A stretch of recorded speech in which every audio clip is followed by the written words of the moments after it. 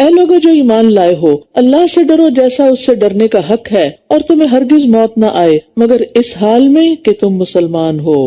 हक़ तुक़ातिही का मतलब है उसकी इताअत की जाए, उसकी नाफरमानी न की जाए, उसका शुक्र बजा लाया जाए, उसकी नाशुक्री न की जाए, उसका जिक्र किया जाए और उसको भुलाया न जाए। तो यहाँ हमें हर एक को ये हुक्म दिया जा रहा है कि हम अल्लाह से डरते रहें जितनी भी हम में इस्तिताअत है, क्योंकि ये तकवा इंसान को जन्नत में दाखिल करने का सबब है। रसूल अल्लाह सल्लल्लाहु अलैहि वसल्लम से पूछा गया कि लोगों को अक्सर कौन सी चीज जन्नत में दाखिल करती है, तो आपने फरमाया अल्लाह का तकवा और अच्छा अखलाक, और फिर वला तमूतुन्ना इल्ला व अंतुम मुस्लिमून।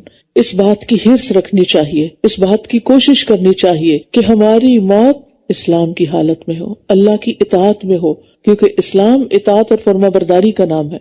क्योंकि मौत का वक्त तो किसी को पता नहीं कि कब आ जाए।